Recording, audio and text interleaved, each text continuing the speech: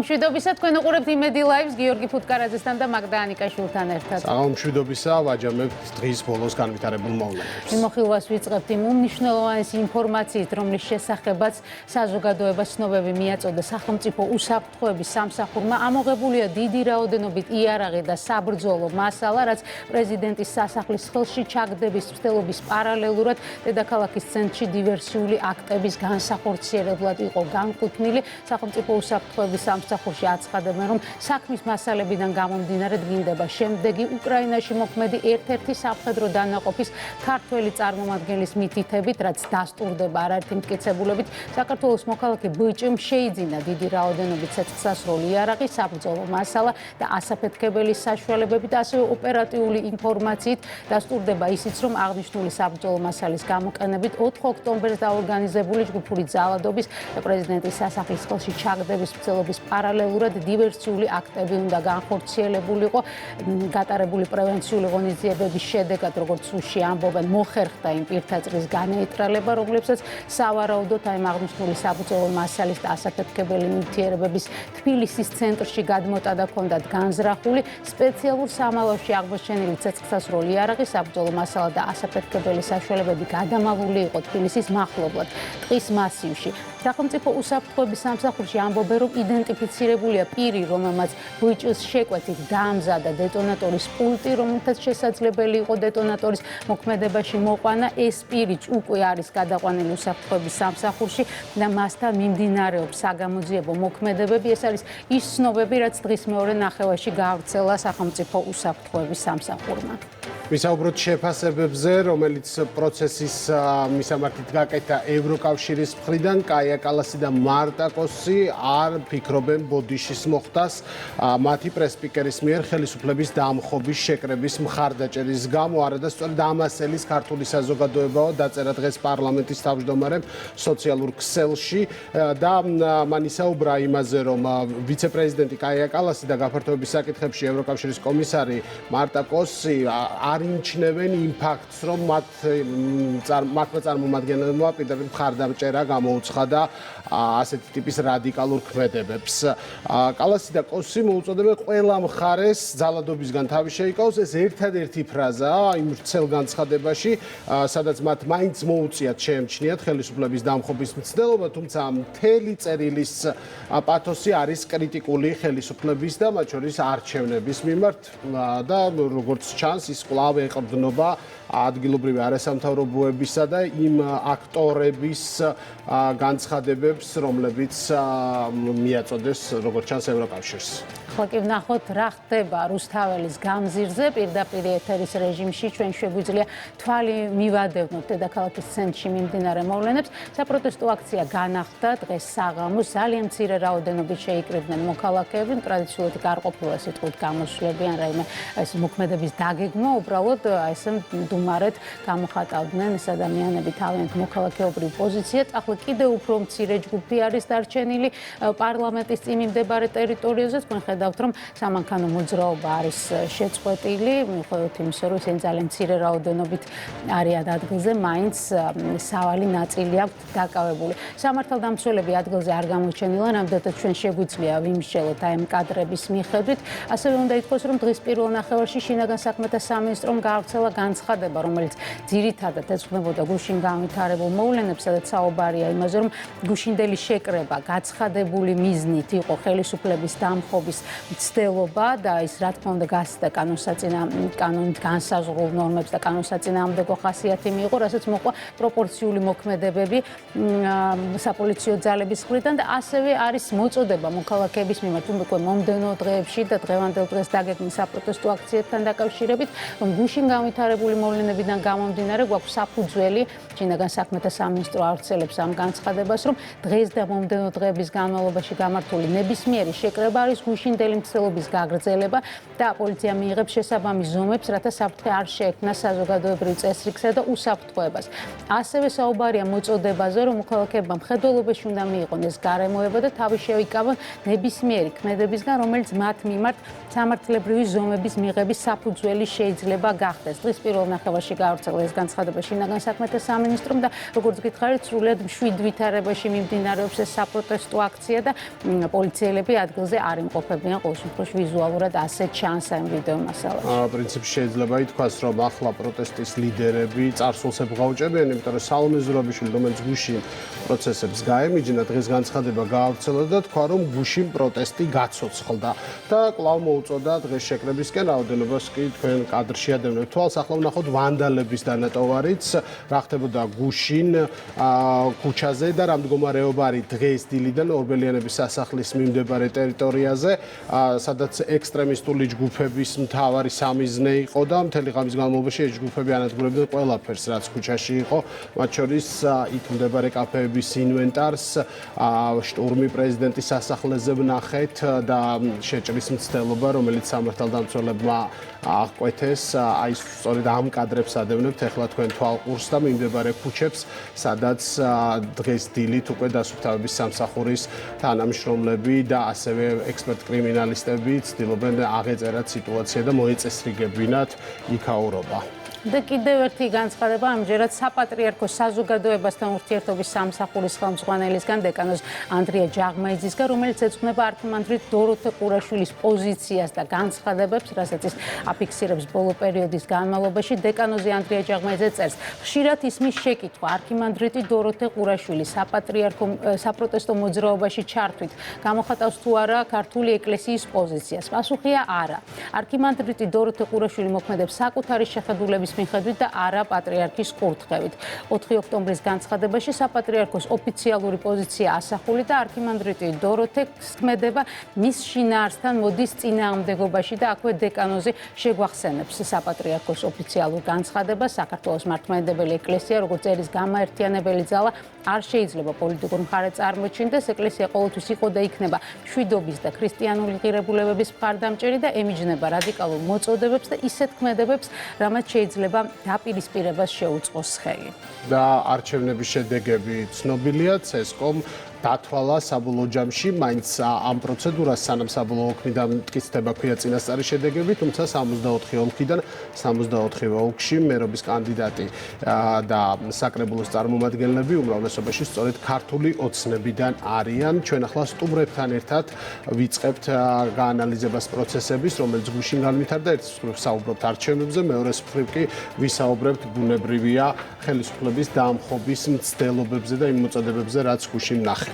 დავით მათიკაშვილი, პარლამენტის საპროცედურო საკითხთა კომიტეტის თავმჯდომარეა, იმედი ლაივის პირველი სტუმარი. საღამოშვიდობისა, ბატონ დავით, დიდი მადლობა, რომ ხართ დღეს ჩვენთან ერთად. აი, თითქოს ფაზლი იკვრება იმით, რომ ერთის მხრივ არჩევნებში ასეთი დამარჯერებელი გამარჯვება, მეორეს მხრივ ეს ვანდალიზმი და პირდაპირ კონსტიტუციური წყობილების წინააღმდეგ მიმართული დანაშაული და მესამე ეს უკვე ძალიან შემაშფოთებელი ინფორმაცია, რომელიც სახელმწიფო უსაფრთხოების სამსახურმა გაავრცელა, რომ თურმე გეგმა იყო კიდევ უფრო მძიმე და შემზარავი ის, რომ იგეგმებოდა დივერსიული აქტები. როგორი არის თქვენი ანალიზი უკვე დღევანდელ დღეს, როდესაც ეს ინფორმაცია ცნობილია? მაგდა გიორგი, მოგესალმებით, მივესალმებით ჩვენს ტელემაყურებელს. მადლობას მოგახსენებთ გაცემაში მოწვევისთვის. პირველ რიგში მინდა ჩვენ საზოგადოებას მიულოცო ის, რომ შედგა თვითმმართველობის არჩევნები, ის, რომ ჩვენი საზოგადოება, ბრძენი საზოგადოება კვლავ ქვეყნის მშვიდობიანი, ეკონომიკურად ძლიერი განვითარების, მდგრადი განვითარების მომხრეა და ის ხელისუფლება აირჩია, ვინც ამ ყველაფერს უზრუნველყოფს, ეს არის უალტერნატივოდ ქართული ოცნება. მოხდა ის, რასაც ერთი მუჭა რადიკალები მუდმივად საუბრობდნენ, აპირებდნენ დაემხოთ ძალადობრივად ხელისუფლება, ჰქონდათ მცდელობა, ეთყობა მიიღეს შესაბამისი დავალებები, ჰქონდათ მცდელობა ძალადობრივად მოეხდინათ ხელისუფლების ხელში ჩაგდება, დაესხნენ თავს პოლიციას, დაესხნენ თავს სახელმწიფო ინსტიტუციებს, პრეზიდენტის სასახლეს, დაამტვრიეს ინვენტარი, დაწვეს კონკრეტული ქონება და ეს ყველაფერი დასრულდა იმით, რომ რეალურად მოახდინეს თვითდამხობა, დაიმხეს საკუთარი მომავალი, საკუთარი ცხოვრება, საკუთარი ბედიღბალი დააყენეს კითხვის ნიშნის ქვეშ, რა თქმა უნდა, იმიტომ რომ ნებისმიერ ძალადობაზე და მით უმეტეს ძალადობაზე, რომელიც ეხება სახელმწიფოს, ეხება სამშობლოს, ეხება ლეგიტიმურად არჩეული ხელისუფლების დამხობას და ხელშეჩაგდებას ძალადობრივად, უნებრივია რომ საკმაოდ პასუხი არის და იქნება კაცრი, პროპორციული, მაგრამ კაცრი კანონის ფარგლებში. რაც შეეხება იმ ნიუს, რომელიც შინაგან საქმეთა სამინისტრომ მოგვაწოდა, ეხლა არის საკითხები, რომელზედაც რა თქმა უნდა, მხოლოდ სამართალდამცავ ორგანოებმა უნდა გაცენ დამაჯერებელი პასუხი, თუმცა პოლიტიკური შეფასების ჭრილში შეგვიძლია ცალსახად მაგდა ვთქვათ, რომ ეს არის მე რადიკალებს, კრიმინალ რადიკალებზე მაქვს საუბარი კოლექტიურ ნაცმოძრაობაზე, ეს არის ის ძალა და ისეთ პოლიტიკურ მდგომარეობაში არიან დღეს პრაქტიკულად გაქრობის პირას, რომ ისინი ყველაფერზე ხელის მომწერები არიან, მით უმეტეს, როდესაც ჩვენი ერთ-ერთი მეგობარი ქვეყნის ვითომ მეგობარი ხელისუფლება მუდმივად ცდილობს საქართველოში ცეცხლის დანთებას ხელი შეუწყოს. ჰექსოგენის სკანდალური საქმე ასაფეთქებელი ნივთიერების, რომელიც ასევე უკრაინიდან გამოიგზავნეს საქართველოში და მხოლოდ ვარაუდის დონეზე შეიძლება ითქვას, რომ სხვადასხვა ვერსია არსებობდა და უშუალოდ დესტაბილიზაციის წარმოქმნის, რა თქმა უნდა, ეს გამოძიების საქმეა და ჩვენ ახლა მტკიცებით ფორმაში ამაზე ვერ ვისაუბრებთ, თუმცა ძალიან მნიშვნელოვანი ეს თემა, ვინ ასრულებდა ამ გეგმას, ვინ იყო ავტორი ამ ყველაფრის და ვისი მხარდაჭერით ხორციელდებოდა, იმიტომ რომ აქ ლაპარაკი ერთის უკრაინულ კვალზე, მეორეს მხრივ ბრიუსელის ბიუროკრატიაზე, რომლის საჯარო სოლიდარობაც და განცხადებებიც ყველას ახსოვს. ხო, აი მთლიანობაში ვინ უმაგრებდა ზურგს ამ პროცესს. დავიწყოთ იმით, რომ მადლობა უნდა კიდევ ერთხელ მოვუხადოთ ძალოვან სტრუქტურებს, როგორც შინაგან საქმეთა სამინისტროს, ასევე სახელმწიფო უსაფრთხოების სამსახურს, ძალიან მაგრად იმუშავეს სამსახურებმა და ყველაფერი გააკეთეს იმისთვის, რომ მძიმე შედეგები, რა თქმა უნდა, არ დამდგარიყო. ის რომ მიზანი აი ამ ყველაფრის ერთი მხრივ ასაფეთქებელი ნივთიერების აღმოჩენის, მეორე იმ სამალავის პოვნის ბუნებრივია, აქ არ იყო კეთილშობილური და აქ არ იყო საუბარი რაღაც იმ წუთუნებში მონაწილეობის მიღებაზე, ყველაფერს არის ნათელი. ის რომ აქ კონკრეტული ქვეყნის ხელისუფლების ორგანოები და იქ მოთავსებული კრიმინალები პირდაპირ შეგვიძლია ასე დავარქვათ, მათ შორის ეთნიკურად ქართული წარმოშობის ცდილობენ საკუთარი ქვეყანა ცეცხლის ალში გახვიონ, ესეც არის ფაქტი. და ის კიდევ არის ერთი სამწუხარო მოცემულობა, აი არ მინდა რიტორიკული კითხვა მინდა დავსვა, აი რა არის ის ძალა, რომელიც აიძულებს ევროჩინოსნებს ამხელა მაღალი თანამდებობის მქონე პირებს თვალი დახუჭონ, თავი აარიდონ იმ მოვლენებს რეალურად და თვალი არ გაუსწორონ იმ მოვლენებს, რომელიც ხდებოდა გუშინ მაგალითად თბილისში. ვისაუბროთ ამაზეც, იმიტომ რომ ჩვენ ნახეთ მარტა კოსის და კაია კალასის განცხადებები, ხო? ამ განცხადებაში იყო მხოლოდ ერთადერთი ფრაზა, რომელიც შეეხებოდა გუშინდელი ღამის მოვლენებს და ეს იყო, რომ ყველა მხარეს მოუწოდებთ თავი შეიკავონ ძალადობისგან. საინტერესოა, ანუ რატომ ხუჭავენ თვალს იმ პროცესებზე, რომელიც გუშინ განვითარდა, მით უმეტეს, როდესაც ძალადობაზეა საუბარი, აქ ჩართეს ორი მხარე და მათ შორის ბუნებრივია გულისხმობენ ხელისუფლებას. რატო კეთდება ასეთი ტიპის განცხადებები? ნახეთ გიორგი, მაგას ვამბობ ზუსტად და ვკითხულობ. როდესაც წერ კონკრეტული იურისდიქციის მქონე უწყებიდან, ამ მაღალი ეშელონიდან, რომ შეიკავეთ თავი ყველა მხარეს, შეიკავეთ თავი ძალადობისგან.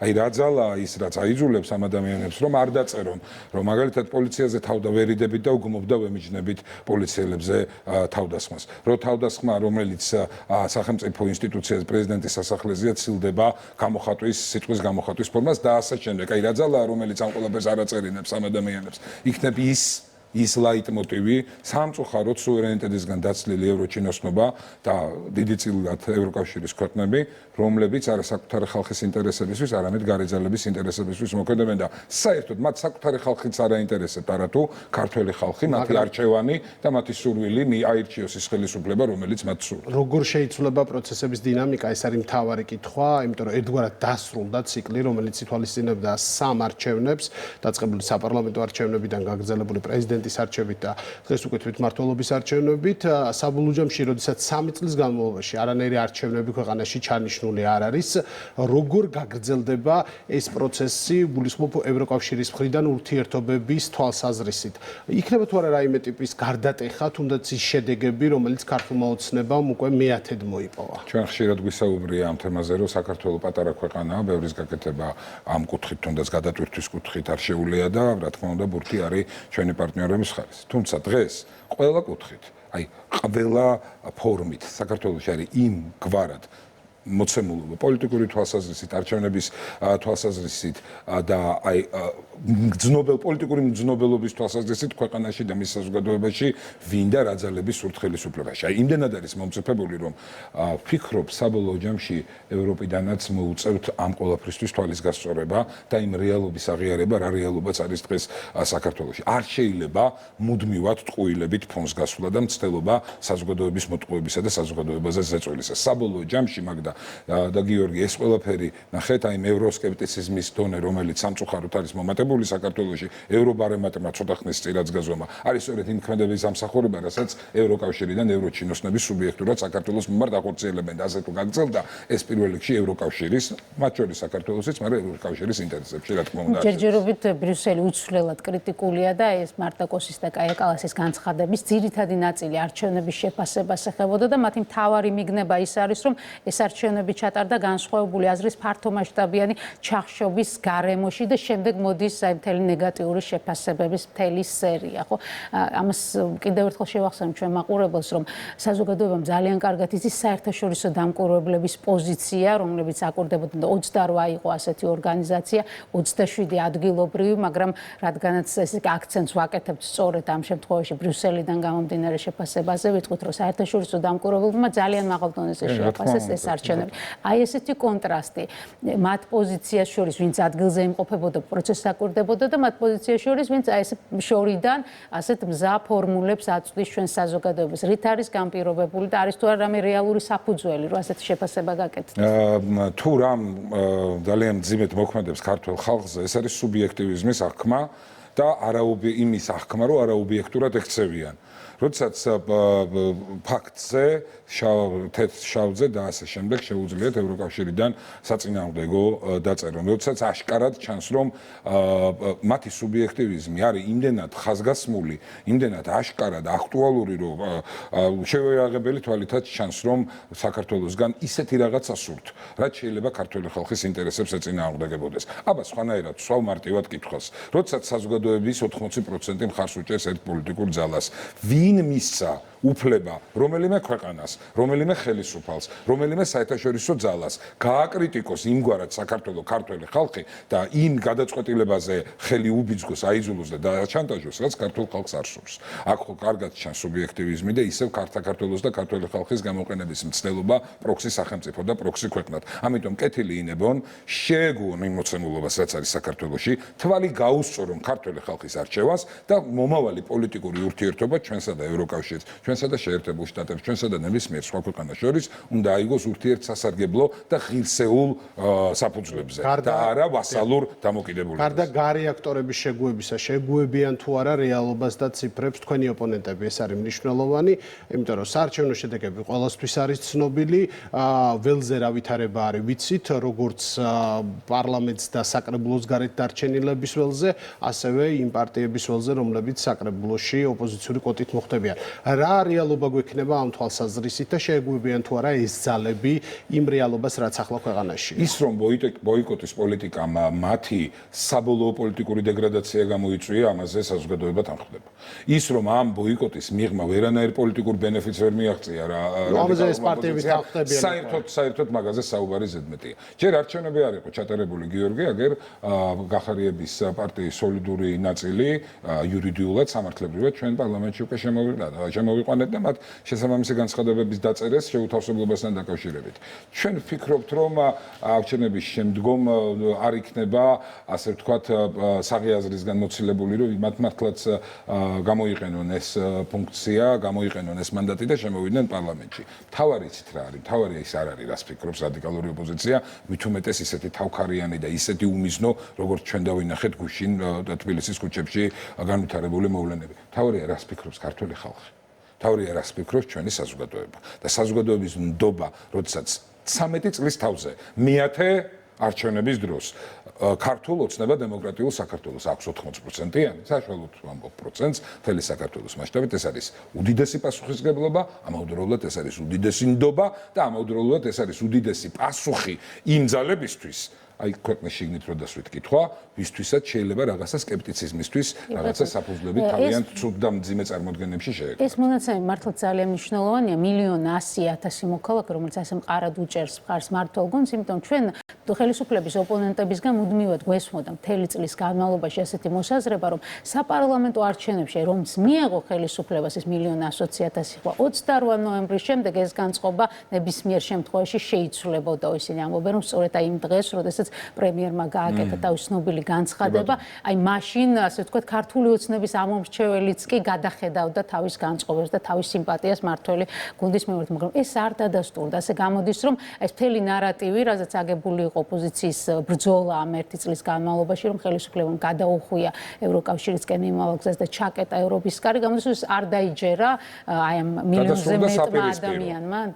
საპირისპირო დადასტურდა, პრაქტიკულად მადლობა მინდა კიდევ ერთხელ ჩვენს საზოგადოებას გადაუხატო, აი ესე კრებსითად ბრძენ ქართულ ხალხს, ადამიანებს, მოქალაქეებს, რომლისთვისაც არის საღიაზრი ნომერ პირველი, ამოსავალი წერტილი, ქვეყნის სუვერენიტეტი, ეკონომიკური სიძლიერე და ქვეყნის გაერთიანება ნომერ პირველი ამოცანა. და ზუსტად იციან ვის უნდა დაუჭირო მხარი. როგორი ბულინგიც არ უნდა იყოს ევროკავშირიდან. როგორც არ უნდა ცდილობდნენ დააშანტაჟონ ქართული ხალხი და იმ რაღაცა აი მერკანტილური ინტერესიდან გამომდინარე უარი ათქმევინონ ისეთ გადაწყვეტილებაზე, რომელიც მათ სურთ. ვერ ათქმევინებენ ქართველ კაცს, ქართველ ადამიანს 90-იანი წლებიდან დღემდე ძალიან გამოცდილს, ძალიან გამობრძმედილს პოლიტიკურ ვითარებაში ვერავინ ვეღარ მოვატყუებს და ქართველმა ხალხმა ზუსტად იცის სად არის მისი ნათელი მომავალი და ის 80%-იანი შედეგიც ქართული ოცნების არის ამის დასტური. მადლობა. დიდი მადლობა დავით მათიკაშვილი, საპროცედურო საკითხთა კომიტეტის თავმჯდომარე იყო ჩვენი სტუმარი. მადლობა. ჩვენ პარალელურად პირდაპირ ეთერში თვალი უნდა მივადევნოთ პროცესებს, რომელიც რუსთაველის გამზირზე ვითარდება.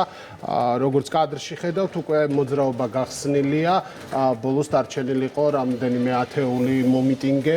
დღეს ლიდერებმა მაინც გამოაცხადეს, მათ შორის სალომე ზურაბიშვილმა გამოაცხადა შეკრება და ჩვენ ნახეთ ადამიანთა მცირე ჯგუფი მივიდა ამ აქციაზე, მათ დაკავებული ჰქონდათ რუსთაველის გამზირზე სავალი ნაწილი, თუმცა დაახლოებით 2 საათის შემდეგ ეს სურათია პარლამენტის მიმდებარე ტერიტორიაზე. ახლა კი მივესალმებით იმედი ლაივის სტუმარს, საკრებულოს წევრი კახალაბიჩიძე შემოგვიერთდა სტუდიაში.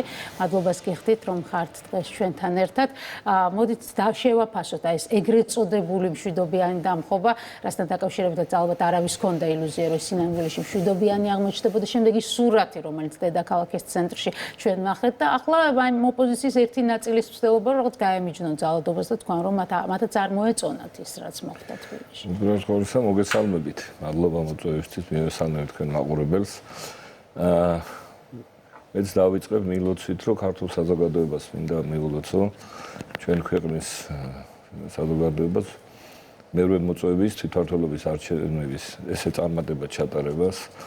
მე თვითონ ვიყრიდი კენჭს თბილისში ერთ-ერთ ოლქში და მინდა აი ვისარგებლო თქვენი ეთერით თითოეულ ქართული ოცნების ამომრჩეველს, ხარდაჭერს, ვინც მობრძანდა.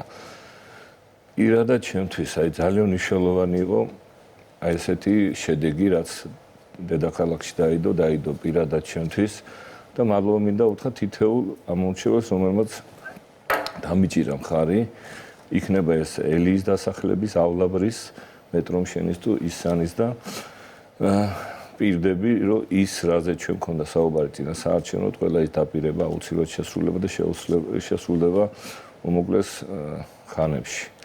რაც შეეხება ახლა ამ გუშინდელ არ შემდგარ, რა ვიცი, კიდევ ერთხელ გამეორდები, რომ ეს მეხუთე მცდელობა რაღაც მაიდანის, დავარქვათ ნაცმაიდანის, იყო ოდნავ სახეცვლილი რა. თუ ჩვენ ფარას საშუალებით ჩავკეტეთ და აბსოლუტურად კონტროლირებადი გახდა ყველა ის თანხები, რომლებიც ირიცხებოდა გარკვეული ძალების მიერ მათ კონტროლირებად NGO-ებში, ამან ეს დაარეგულირა. ფაქტია, რომ აი უყურეთ რა სახეცვლილი იყო, ფაქტია, რომ უკვე NGO-ები აღარ იყვნენ, იმიტომ რომ მათ რეალურად აღარ აქვთ ამის საშუალება, იმიტომ რომ მათ არავინ არ უგზავნოს ფულის მიღებას, მაგრამ თუ ჩაერიცხება, უნდა იცოდეს სახელმწიფო რისთვის იღებს, საიდანერიცხება და რა დანიშნულება აქვს ამ ყველაფერს, ხო? ეხლა გამოვიდნენ აი აქტორები, აი მაგალითად პაატა ბურჭულაძე მოგვევლინა ეხლა რაღაც ლიდერად, საერთოდ ვერ გავიგებ, გულწრფელად გეტყვით. რად მოგვევლინა, ხო? რაღაც პერიოდი, რაღაც დროშა მოფარებული გამოდიოდა, რაღაცას ანონსებდა, გვემუქრებოდა, რაღაც იდეებს გვთავაზობდა, იძახდა, რომ სამში გვარებს იძახდა, რომ ესა და ეს ხალხი აღარ იქნება, 4-ში ჩვენ ავიღებთ და ფაქტი იყო, აი რაღაცას ამზადებდნენ და მართალი გითხრათ, მე არ მეგონა თუ ესეთი არაპრაგმატულები თუ იყვნენ რა.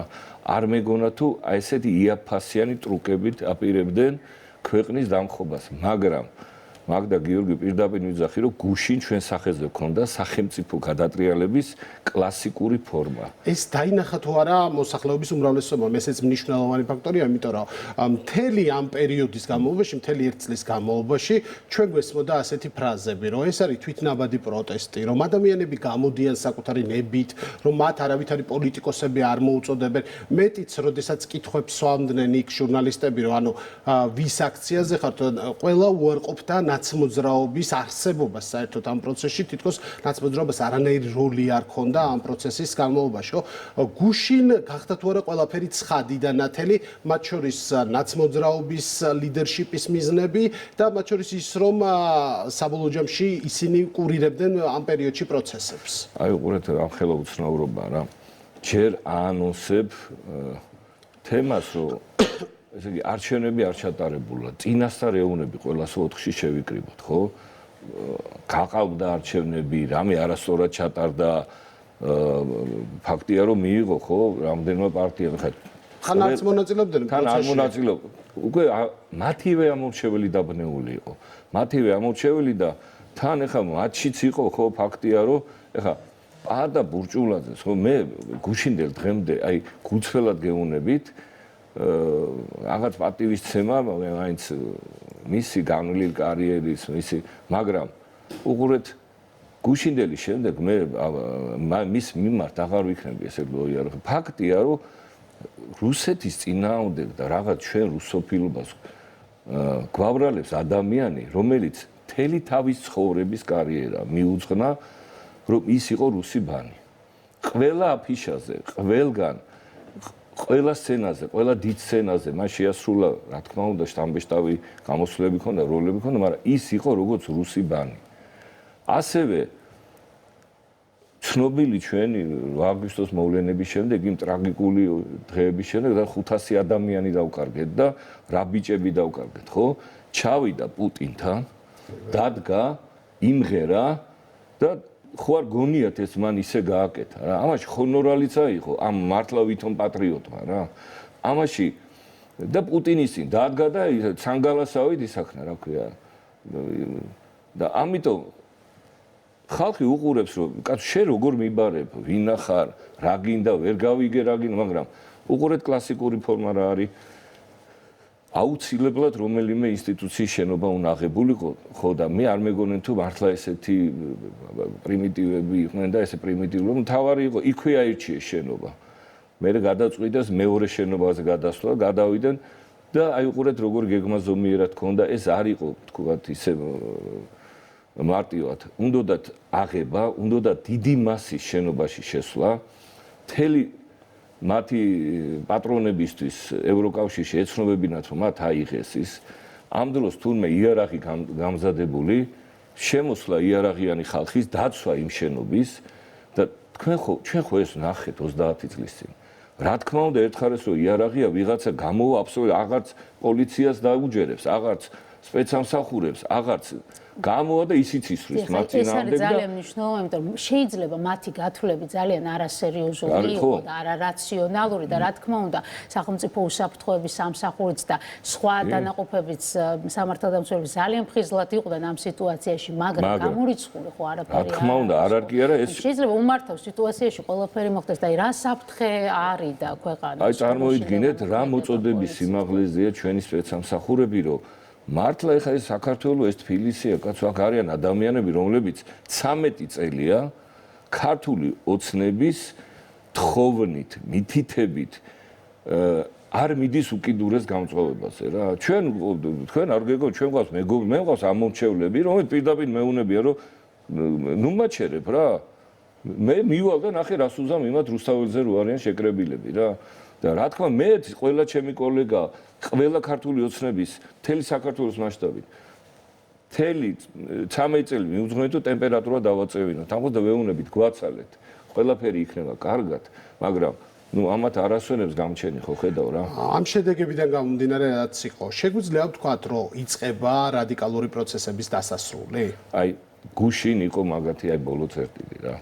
და დასრულდა აი მერწმუნეთ სხვაშორის ბევრს დარჩა შტაბეშტილება რომ კიდე ვიღაც ლიდერები რო გამოჩნდნენ აი ეს 2-3 დღე დაკავებული არიან როგორ ჩანს რაღაც ზარებს ღებულობენ და ეუნებიან ეგრე არ არის კაცო ეხა შენ ჩვენ ხელისუფლებაში დიდ თანამდებობას რო იყავ ეხა გამოდი კეთილი ინებე და იმიტომ რომ თავარი აქტორები ეხა რამოდენიმე თვით უკვე გამოსვლის პერიოდი აქვს ეხლა ისინი გამოვლენ მაგრამ ეხლა ხო არ არიან გარეთ ხო და იმიტომ რომ მართლა მეცინებოდა ისეთი ხალხი გუშინ მიკროფონში გაკიოდნენ რომ ზუსტად ვიცი რომ ორი მხარდაჭერი არ აყავთ რა ორი მაგრამ ნუ აი გუშინ იყო კლასიკური მაგალითი მართლა სახელმწიფო გადატრიალების და ყველა კომპონენტი ხელში ეჭირათ ამისთვის და ცოტა უნიჭერთ შეასრულეს ცოტა რაღაცაზე იჩქარეს ცოტა არასწორად გათვალეს და მადლობა ღმერთს ყველაფერი კარგად დამთავრდა და ფაქტია რომ ნუ ერთი არის რომ როგორც ყოველთვის მათი ვანდალიზმის შემდეგ თბილისი რას ემსგავსება და გარკვეული ახლა ელემენტარულად თუ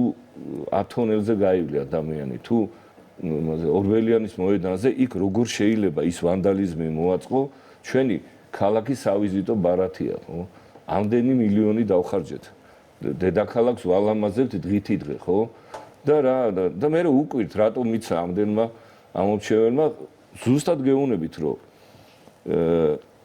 ერთი ჩვენი ამომრჩეველი ერთი წლის განმავლობაში აი თქვენ ყველაფრის მოსწრე ხართ ერთი წლის განმავლობაში ჩვენი გამარჯვების წინასაარჩევნო კამპანიის როგორც საპარლამენტოს ერთი ამომრჩეველი არ არის ჩვენგან არცაც ასული. რატო იცი? რა პირობაც მივეცით და შარშან ჩვენ ვეუბნებოდით რომ თავარი არის შვიდობის შენარჩუნება. თავარია შვიდობა, ხარი დაგვიჭირეთ, გაგრძელდება. წელს იცით როგორი შეხვედრები ქონდა მოქალაქეებთან რომ აქით გვეუბნებოდნენ, ხო შეინარჩუნებთ. კაცო, რაღაცებს ვატყობ და იცოდეთ არაფერი არ გვინდა რა. თავარია არც ის ახალი მეტრო გვინდა, არც ის საბაგირო ხაზები გვინდა. თავარია ეს შეინარჩუნეთ, იმიტომ ხალხმა ნახა რომ შვიდობას რამხელა ის მოაქვს რა. და იცით რა, ჩვენზე კარგად ხედავს მოქალაქე რომ რა არის კეთილდღეობა, ხო? როცა ავტობანებზე გადაადგილდები და ესეთი თვით ბრუნვა და როცა არის ამხელა ნაკადები და თურმე რამოდენიმე ქვეყანა ხდება რომ აქ შვიდობიანი დერეფანია და ამიტომ ჯობია საქართველოს გზებით ტვირთის გადატანა ამას რიგითი მოქალაქე ხდება და ამას გაშვება აღარ უნდა უკვე ხელიდან და გთხოვს კი არა მოითხოვს უკვე გააგრძელე ეს კურსი შენ გვერდი თუ ართ და ითვალონ ახლა ჩვენი ხმები რა და 3 წელი იქნება განწყობა აისახა ციფრებშიც როგორც ვიზით თბილისში რეკორდული მხარდაჭერა ქონდა წელს მარტს მოიმატა ამორჩევა კიდევ უფრო მოიმატა იცი რა არის ჩვენი სლოგანიც ნახეთ შვიდობა საქართველოს მეტი სიკეთე თბილის ხო ამ ხალხს სიკეთე უნდა თბილისის ხედავს ყველა სასტუმრო გადაჭედილია ყველა იმაში რა ქვია სასკვების თუ სარესტორნო ბიზნესი ყვავის სადაც არ გაივლე პირადად ჩემ სამაჟორიტარო ოლქში ხო მეტეხის უბნიდან იმამდე რა ქვია სამების დიტაზრამდე გულწრფელად გეუბნები საფეხმავლო ბილიკებზე აი ნემსი არ ჩავარდება როგორც ვიტყვით რა იმდენი ტურისტი ყავს რა და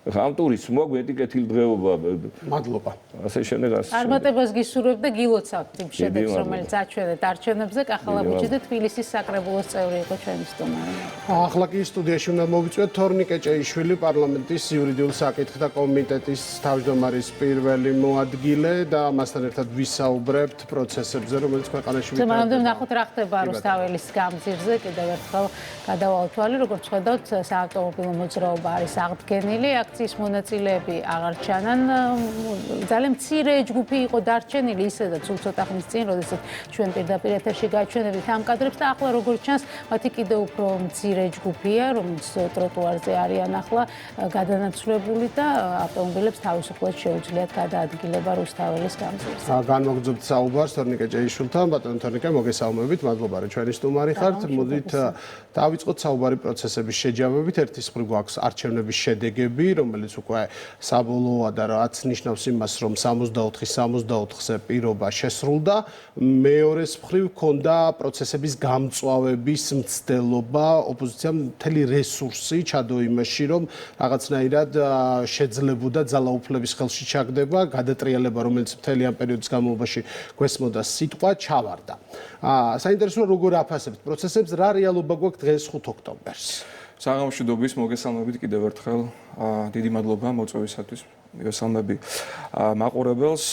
უპირველესად რა თქმა უნდა, გუშინდელი გამარჯვება თავისი შინაარსით, ეს მართლაც ისტორიული გამარჯვება არის და მე მინდა ვისარგებლო შემთხვევით კიდევ ერთხელ ჩვენს ამომრჩევლებს გულითადი მადლობა გადავხადო ამ მხარდაჭერისათვის.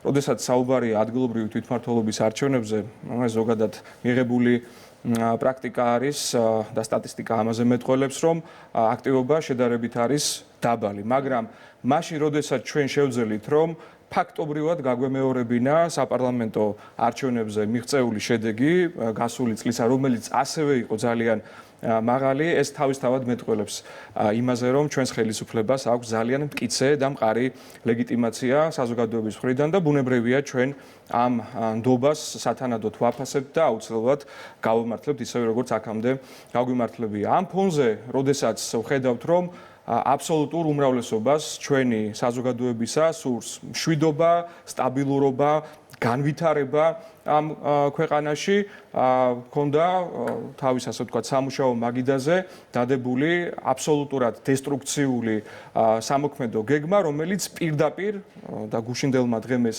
დაადასტურა უნდა ყოფილიყო განსხეულებული სახელმწიფო გადატრიალებაში, ხელისუფლების დამხობაში და ჩვენ თუ გავიხსენებთ იმ პერიპეტიებს, რაც წინ უსწრებდა 4 ოქტომბერს და მათ მიერ დაანონსებულ წინასწარ სახელმწიფო გადატრიალებას, ამაზეც არაერთი სპეკულაცია იყო, ყველა ძალიან კარგად გვახსოვს, როდესაც ისინი ცდილობდნენ, რომ როგორღაც შეეფუთათ, ასე ვთქვათ, თავისი ეს ექსტრემისტული ზრახვები. თუ ასე ვთქვათ გავიხსენებთ ამას, დავწუნდებით იმაში, რომ მიზანი, რა თქმა უნდა, იმთავითვე იყო სწორედაც ხელისუფლების ძალადობრივი გზით შეცვლა და ყველაფერს აკეთებდნენ. ამისთვის ისინი ზოგჯერ წამოწთენის დონეზე, ზოგჯერ შეიძლება არც ესე ვთქვათ ისე უნებლიეთ გაეპარებოდათ ეს ფრაზები პირდაპირ საკუთარ შეიძლება ამომრჩეველს, რომელიც როგორც ხედავთ ძალიან ცოტა დარჩა, არც ისე ბევრი იყვნენ ისინი გუშინ და პირიქით, სულ რამდენიმე 1000 ადამიანი გამოვიდა მათ ამ შემოძახილზე, ისინი ცდილობდნენ, რომ აი ეს გაეღვივებინათ ეს ექსტრემისტული განცდები და გარდა ამისა, რა თქმა უნდა, მუშაობდა ასევე სხვა სქემა, საზოგადოება მიხილა როგორც ერთი მხრივ დაფინანსების სქემები, რომელიც გამჭვირვალობის კანონმდებლობის გვერდისავლით იყო მიმართული იმაზე, რომ მათ შორის უმაღლესი საგანმანათლებლო დაწესებულებების ასე ვთქვათ, ჩართულობით მომხდარიყო თუნდაც ახალგაზრდების გადამზადება და მომზადება იმისათვის, რომ ისინი ბოლომდე ჩართულიყვნენ ექსტრემისტულ პროცესებში და ასევე სხვა მექანიზმები, რომელიც ამ შემთხვევაში ძალიან მკაფიოა, რომ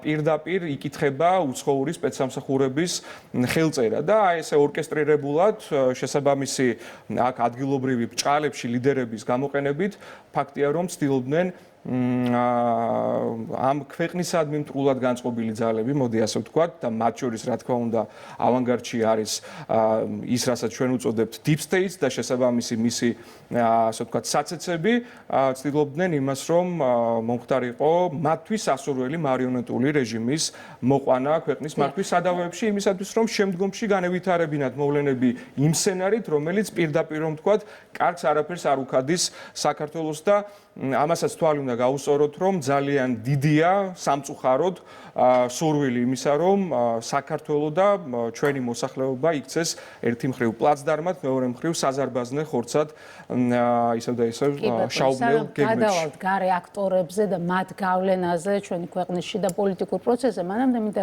გკითხოთ და თქვენი მოსაზრება მოვისმინო ასეთ საკითხზე.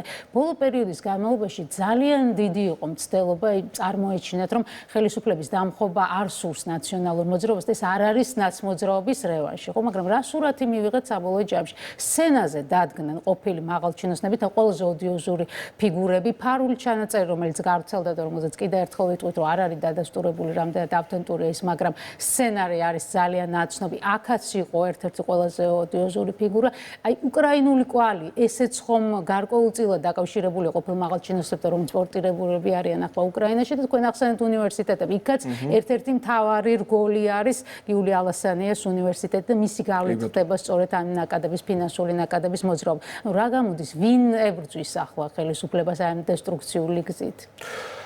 ხელისუფლებას ებრძვის ერთი მხრივ ეს გარე დაჯგუფება იმისათვის რომ ისევ და ისევ მოხდეს აქ მარიონეტული რეჟიმის მოყვანა, მათთვის სასურველი რეჟიმის და რაც პირდაპირ მოდის წინააღმდეგობაში, რა თქმა უნდა, დემოკრატიის არსთან, იმიტომ რომ კიდევ ერთხელ არჩევნები ტარდება, ერთი მეორე ვხედავთ, რამხელა მხარდაჭერაა, რამხელა ლეგიტიმაცია მოდის საზოგადოების მხრიდან, მაგრამ მიუხედავად ამისა, ესენი არ იშლიან საკუთარი, ასე ვთქვათ, აი ამ გეგმების სისრულეში მოყვანის მცდელობას. მეორე მხრივ, მათ ფაქტია რომ ყავთ აქ ადგილობრივი აგენტურა, ჩვენ მათ უწოდებთ უსამშობლო ადამიანებს, თუმცა მე მგონი რომ აქ გარკვეულწილად უნდა შევცვალოთ ეს მიდგომა და არა მარტო უსამშობლოობაზე უნდა ვისაუბროთ ამ ადამიანებისა, რაც ინდივიდუალურად თითოეული მათგანის, რა თქმა უნდა, ტრაგედია არის, არამედ უნდა ვილაპარაკოთ პირდაპირ ქართველ მოძულეობაზე და საქართველოს, ასე ვთქვათ, მოძულეობაზე იმის გათვალისწინებით, რომ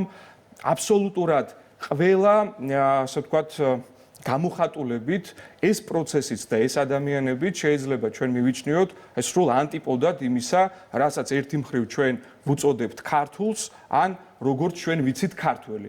და აი ამ, ასე ვთქვათ, სულისკვეთებით, ამ ანტიქართული, ანტიეროვნული სულისკვეთებით გამშველულები, ხედავთ რომ ისინი მზად იყვნენ, მზად არიან, ვინაიდან ეს ძალები არსად არ გამქრალან, დღესაც მათი ნაწილი, წეგანაც ვიხილეთ კადრები, ისევ დაფუთფუთებენ რუსთაველის გამზირზე, ცდილობენ იმას, რომ შეასრულონ ნებისმიერი დავალება და ეს არის პრინციპში აგენტის მაგრამ შეიძლება თუ არა დავალების შინაარსი, ეს არის მნიშვნელოვანი, იმიტომ რომ დამხობის მცდელობა ჩავარდა, არჩევნების შედეგები უკვე ცნობილია, დაკვეთა შეიცვლება თუ არა ამ ძალების მიმართ, იმიტომ რომ ჩვენ ვხედავდით, რომ გარკვეული პერიოდულობით ისინი მაგალითად როცა იყო ასეთი მოთხოვნა პარლამენტშიც კი შედიოდნენ, მიუხედავად იმისა, რომ თავიდან ბოიკოტი ჰქონდათ და ეს ფაზები იცვლებოდა.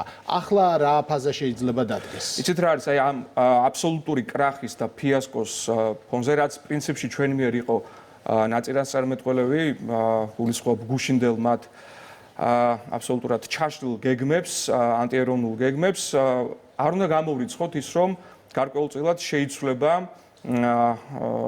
დავალების არსი, სწორედაც აგენტურის მისამართით, ალბათ იქნება მცდელობა იმისა, რომ ერთგვარი რებრენდინგი მოხდეს, თუმცა აქვე კოლექტიურ ნაცმოძრაობასთან მიმართებით ერთი განვითარება ამ სცენარისა ჩვენ ვიხილეთ, რომ ასევე სრული კრახით დასრულდა, გულისხმობ იმას, რომ ორი პარტია ყავდათ ასპარეზზე შემოყვანილი ამ შემთხვევაში, რომლებსაც მიაღებინეს არჩევნებში მონაწილეობა, ეს იყო პარტია ლელო და გახარიას პარტია და ნახეთ ის შედეგი, რომელიც მათ დადეს და ეს შედეგი არის ორჯერ და კიდევ უფრო მეტად ნაკლები იმაზე, რაც თუნდაც გასულ საპარლამენტო არჩევნებზე მათ ჰქონდათ. ასევე ვნახეთ ის ფარისეულური აბსოლუტურად ვიტყოდი განცხადებები, ეგრეთ წოდებული გამიჯვნა გუშინ რუსთაველის გამზირზე თუ თავისუფლების მოედანზე, როდესაც მაშინ უკვე როცა კაფიო და გასაგები იყო ყველასთვის, რომ არავითარი ხელისუფლების დამხობა და სახელმწიფო გადატრიალება ვერ და არ შედგებოდა, დაიწყეს ლაპარაკი იმაზე, რომ ეს იყო თითქოს და შეცდომა, ეს იყო ვიღაცის მიერ, ასე ვთქვათ, ხალხის არასწორად, აი ამ მასის, ამ ნაკადის არასწორად გამოყენება. შეგეპარათ ეჭვი, რომ გულწრფელი იყო ეს გამიჯვნა, იმიტომ რომ პრინციპში აი ეს აქცია, რომელიც განახდა დღეს რუსთაველის გამზირზე, მისი მონაწილეები ამბობენ, რომ ეს სულ სხვა მოძრაობაა, ეს არის მშვიდობიანი მოძრაობა და მას არანაირი კავშირი არ აქვს ძალადობრივ გეგმებთან. აი რატო ფიქრობთ, აი ძალიან გულწრფელად რომ ვთქვათ, ჩვენ თუ გავიხსენებთ აი ბოლო ციკლს, ხო, რომლის ფარგლებშიც დაიბადა ეს ეგრეთ წოდებული პროტესტი, ამან დაიწყო ათულა იწყება ნოემბრის ბოლოდან გასული წლის ან დეკემბრის პირველ დღეებში გვახსოვს ეს განვითარება, უბრალოდ შემდგომ მათ გამოეცალათ ეს აბსოლუტურად საპროტესტო მუხტი და ენერგია, თორემ მათ რომ ქონოდათ შესაძლებლობა და დღესაც რომ ქონდეთ ეს შესაძლებლობა, ჩვენ შეგვიძლია დაბეჯითებით ვთქვათ ის, რომ აბსოლუტურად განმეორდებოდა ის ყველაფერი, რასაც თვალს ვადევნებდით თუნდაც გასული წლის ბოლოს. გულისხმობ რას? თავდასხმას სახელმწიფო ინსტიტუციებზე, თავდასხმას და ვანდალურ აქტებს კერძო საკუთრებაზე, არად დაგიდევენ თუნდაც კულტურულ მემკვიდრეობას, რაც გუშინ მათ შორის ორბელიანზე და მიმდებარე ტერიტორიაზე ვიხილეთ. ეს ყველაფერი მათ დღის წესრიგში, რა თქმა უნდა, არის. უბრალოდ ისინი ელოდებოდნენ მომენტს და ეს მომენტი ფიქრობდნენ, რომ იყო გუშინ, ვინაიდან ეს იყო გარკვეული კულმინაციური ალბათ დღე, გასაგებია, რომ არჩევნები ზოგადად გამოირჩევა იმით, რომ რაღაც ახლის დასაწყისი შეიძლება იყოს სხვადასხვა პოლიტიკური ძალებისათვის და ყველა იმედი დაამყარეს ამ დღეზე. აი სალომე ზურაბიშვილზეც რო ვისაუბროთ, ხო? 4 ოქტომბერს მან თქვა, როდესაც ეს პროცესები დაიწყო და როდესაც შტურმი დაიწყეს პრეზიდენტის სასახლეზე, ის პირდაპირ გაემიჯნა ამ პროცესს. თუმცა დღეს გამოაქვეყნა ვიდეო მიმართვა, სადაც ერთ-ერთი ასეთი ფრაზა აქვს ნახსენები, რომ გუშინ გაცოცხლდა პროტესტი, ხო? ეს რაზე მიუთითებს საბოლოო ჯამში მისი მხრიდან ეს გამიჯვნა არის რეალური? ის იყო აბსოლუტურად არაგულწრფელი პირველი ეს და მეორე ხა რაც შეეხება სალომე ზურაბიშვილს, როცა ჩვენ საუბრობთ მაკეინის ინსტიტუტის სტიპენდიანზე, რომელიც ასევე პირდაპირ დავალებებს იღებს შესაბამისი ორგანიზაციისაგან, რომელიც მას ხელფას უხდის თუ ჰონორარს, გასაგებია, რომ ისიც არის პირდაპირ დავალებების შემსრულებელი და თუნდაც გავიხსენოთ ჰელსინკის კომისიაზე, ხო არ არის დიდი დრო გასული, მას შემდეგ რაც პირდაპირ მორიგი მოღალატეობრივი აქტი იქნა მის მიერ განხორციელებული და არა მარტო მის მიერ შეერთებულ შტატებში საქართველოს წინააღმდეგ და ქართული ხალხის წინააღმდეგ. ამიტომ ხა იმის დაჯერება რომ რაღაცა სხვანაირად დაინახეს, გადააფასეს, რასაკვირველია ეს ზღაპრები მოუყვნენ იმას, ვისაც ადრე დაუჯერებია ამისთვის, მაგრამ მე მგონი ამ საზოგადოებასაც აღარ ჯერა უკვე გუშინდელმა იმ ფრუსტრაციამ და შესაბამისმა კადრებმა ამ ფორმა მე მგონი ყველა დაანახა იმაში, რომ აი ამ ექსტრემიზმს, ამ ანტიეროვნულ აბსოლუტურად მოვლენას არავითარი საომალო პერსპექტივა არ გააჩნია და ეს ერთხელ და სამუდამოდ უნდა დასრულდეს ქართული პოლიტიკა, ჩვენი საზოგადოება ამისგან უნდა გათავისუფლდეს. და როგორ აფასებთ გამოხმაურებას ბრიუსელიდან, გავრცელდა კაია კალასის და მარტა კოსის განცხადება. მთელი განცხადება ეძღვლებოდა იმას, თუ როგორ ნეგატიურად აფასებენ ადგილობრივი თვითმმართველობის არჩევნებს, მაგრამ იქ იყო ფრაზა ძალადობისგან, თავის შეკავებისგან მოწოდება ორივე მხარის მიმართ, ხო? ამაზეც როგორ შეიძლება ვისაუბროთ გულწრფელობის კონტექსტში, მაშინ როდესაც რამდენიმე დღით ადრე დაანონსებულ სახელმწიფო გადატრიალებამდე, ანუ 4 ოქტომბრამდე ჩვენ ვიხილეთ ევროკომისიის პრესპიკერის განცხადება, რომელმაც პირდაპირ ფაქტობრივად მწვანე შუქი აუნთო იმ ყველაფერს, რაც გუშინ ვიხილეთ თბილისის ქუჩებში. მათ თუ სურდათ, რომ გამიჯნოდნენ აი ამ თუნდაც ძალადობრივ განვითარებას და ექსტრემიზმს, ყველანაირი შესაძლებლობა ჰქონდათ აქამდე არაერთხელ და ეს მხოლოდ ბოლო პერიოდს არ შეეხება, აქამდეც ჩვენ არაერთხელ მოუწოდებდით მათ შორის ევრობიუროკრატიას, მათ შორის აქ კონკრეტული სახელმწიფოების ელჩებს თუ დიპლომატიური მისიების ხელმძღვანელებს, რომ გამოეხატათ თავისი პოზიცია მაშინ, როდესაც ის ჯგუფები, ის ძალები, რომლებსაც თავად ძალიან გულთბილად უწყობენ შეხვედრებს და ახდენენ მათ წახალისებას, სწორედაც თავს იჩენდნენ აი ამ ექსტრემისტული ზრახვებით და ექსტრემისტული ქმედებებით. ასეთი ტრადიციულად არ იყო, ჩვენ პირიქით ხვდებოდით ქრონიკულ დუმილს და პირიქით ამავე დროს იყო არაერთი დამადასტურებელი ფაქტი, არაერთი კადრი იმისა, როცა ეს ადამიანები ძალიან თბილად იყვნენ ერთმანეთისადმი და ისინი არც მალავდნენ პრინციპში, რომ ახდენდნენ ერთმანეთის მხარდაჭერას თუ წახალისებას. ამიტომ აი მარტა კოსის განცხადებაზე და კაია კალასის განცხადებაზე ისევ და ისევ ჩვენ შეგვიძლია ვთქვათ ის, რომ ეს არის მორიგი ყალბ ნარატივზე დაფუძნებული განცხადება და სხვა ასპექტებს თუ ჩავხედავთ ამ მომართვისა, ჩვენ დავწუნდებით იმაში, რომ ეს არის აი თავიდან ბოლომდე თითიდან გამოწოვილი ძალიან ესეთი სუსტი, ვითომ და არგუმენტებით შეფუთული ნარატივი, რომელიც ჩვენ აქამდეც გვინახავს არაერთხელ და ამასთან მიმართებით გვაქვს უკვე მტკიცე იმუნიტეტი, რომ სათანადო ანალიზი გავუკეთოთ ჩვენ საზოგადოებასთან ერთად რეალურად რასთან გვაქვს საქმე და რა მოტივებით მოქმედებენ თუნდაც აღნიშნული ევრობიუროკრატები ჩვენს ქვეყანასთან. დიდი მადლობა თორნიკე ჭეიშვილი, პარლამენტის იურიდიული კომიტეტის თავმჯდომარის პირველი მოადგილე იყო ჩვენს. მშვიდობებით თორნიკე ჭეიშვილს და ახლა სტუდიაში მოვიწვევთ გიორგი კალანდიას, ისტორიკოს, ხელოვნების სასახლის დირექტორს და რა თქმა უნდა ჩვენ კოლეგას, მასთან ერთად შევაფასებთ პროცესს. გიორგი, მოგესალმებით, მადლობა ჩვენი სტუმარი ხართ.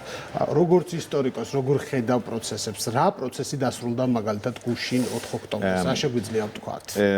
სანამ ამ პროცესზე ვიტყვი ერთი რამ მინდა გაგახსენოთ.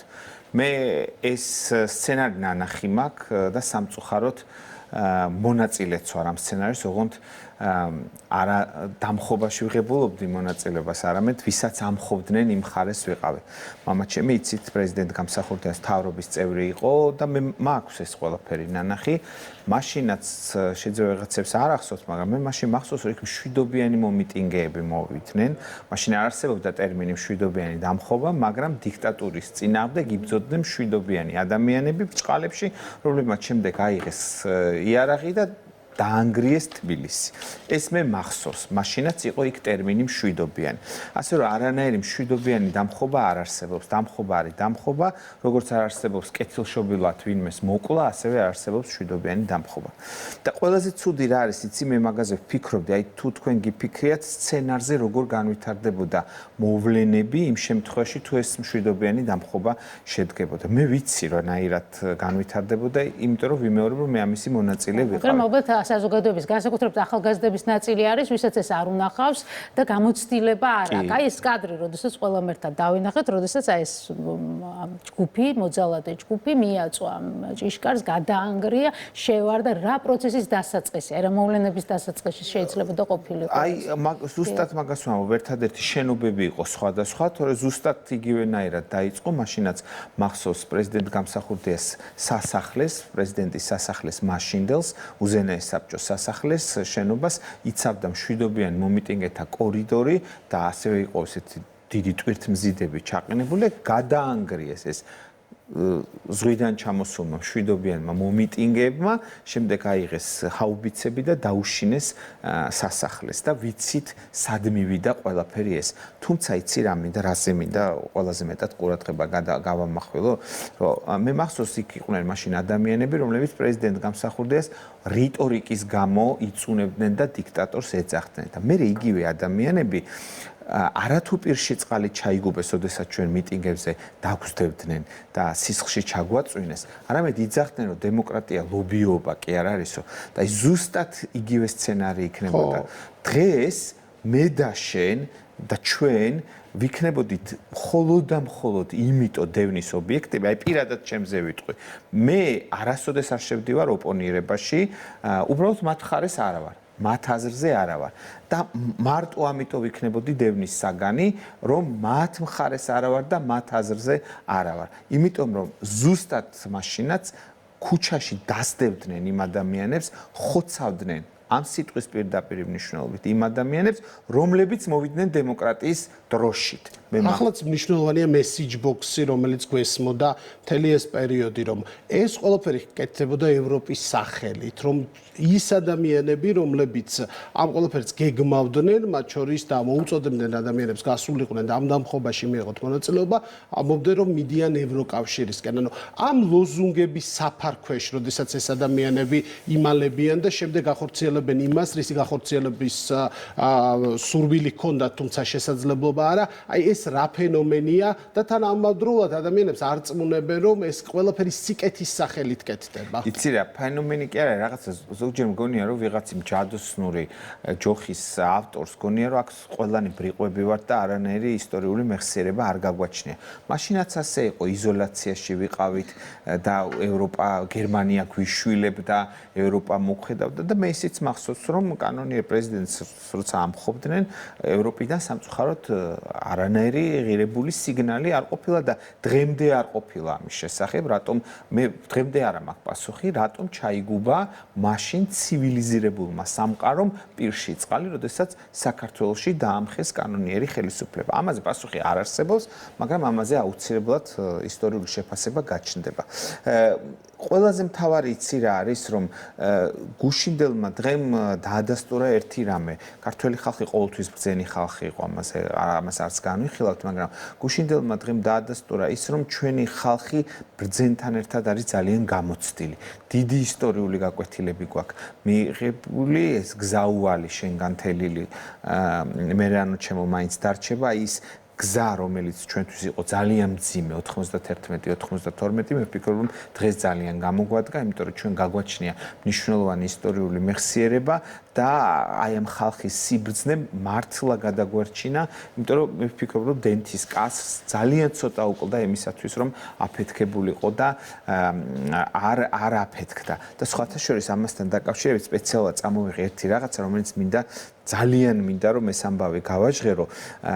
ილია ჭავჭავაძეს აქვს ერთი ძალიან მნიშვნელოვანი აზრი გამოთქმული იმის შესახებ, თუ რამ გადაგვარჩინა. აი თუ დაგისვიათ კითხვა, რომ ჩვენის თანაპატარა ერი, რომელიც ამხელა იმპერიებს შორის არის მოქცეული, რამ გადაარჩინა. და ილია ძალიან კარგად პასუხობს ამ კითხვას. რამ გვიხსნა, რამ შეგვინახა? იმ დროთა ჩარხზე გამოჩარხულნი ვიყავით. იმ დროთა ქარცეცხლში გამოფლანდებულნი, იმ დროთა სამჭედურში ნაჭედნი, სილბო გქონდა ნაქსოვისა, ვით ქრისტიანებს და სიმტკიცე ნაჭედისა, ვით მეომრებს და მამულიშვილებს. ამით გავიტანეთ თავი, დროთა შესაფერისი ხერხი, დროთა შესაფერისი ცოდნა გქონდა, დროთა შესაფერისი მხნეობა და გამრჯელობა. კედელს შუბლით არ უნდა შეაწყდე, დროთა შესაფერისი უნდა იყოს ყველაფერი და დროთა შესაფერისად უნდა მოვიქცეთ.